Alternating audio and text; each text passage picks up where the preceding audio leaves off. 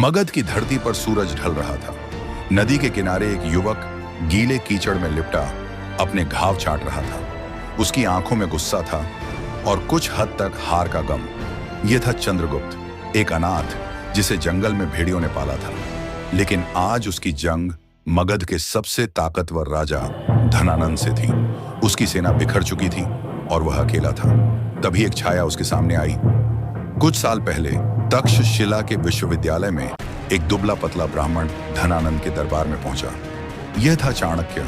उसकी बुद्धि के आगे सभी झुकते थे, लेकिन धनानंद ने उसके टूटे हुए दांत और मैले वस्त्र देखकर उपहास किया। तुम जैसा कुरूप मेरे दरबार की शोभा बढ़ाने लायक भी नहीं। चाणक्य ने अपनी शिखा खोल दी और शपथ ली, जब तक मैं इस मगध को जलाकर राख नहीं कर देता तब तक बाल नहीं बढ़ाऊंगा।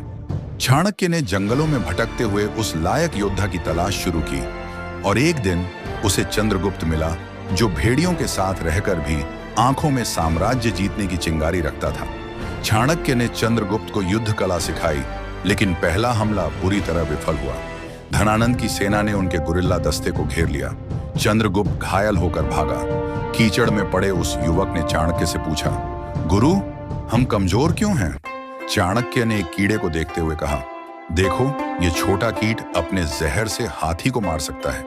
हमें सीधी लड़ाई नहीं, जहर चाहिए, यानी रणनीति।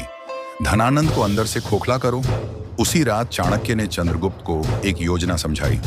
सेल्यूकस, सिकंदर का सेनापति, से गठजोड़ करो। पहले सीमावर्ती प्रांत जीतो, फिर धनानंद के मंत्रियों को खरीदो, जनता को उसके अत्याचारों के खिलाफ भड़काओ।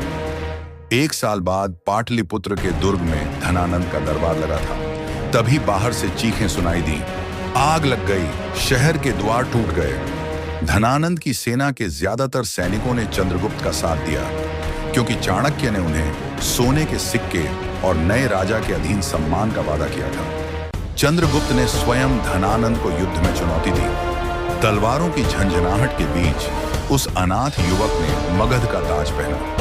चाणक्य ने अपनी शिखा बांधी और मुस्कुराए। आज से यह मौर्य साम्राज्य का सूरज उगा है। सालों बाद जब चंद्रगुप्त का साम्राज्य सिंधु से लेकर दक्षिण तक फैल चुका था, एक दिन उसने अपने बेटे बिंदुसार को राजपाट सौंपा। चाणक्य ने पूछा, क्यों छोड़ रहे हो सब कुछ? चंद्रगुप्त ने जैन मुनि भद्रबाहु की शिक्षाओं की ओर इशारा किया। गुरु, मैंने सीखा है, सच्चा साम्राज्य वह है जो मन को जीत ले। वह कर्नाटक के श्रवणबेलगोला चला गया और एक पहाड़ी पर बैठकर संलेखना, उपवास से मृत्यु की राह चुना। चंद्रगुप्त की कहानी सिर्फ एक राजा की नहीं, एक उस सपने की है जो हार से उबरकर इतिहास रच देता है। आज भी उसकी मौर्य सल्तनत की नींव चाणक्य के अर्थशास्त्र में दफन है, जो सिखाता है सफलता के लिए जुनून चाहिए और वह जुनून असंभव को चुनौती देने में है।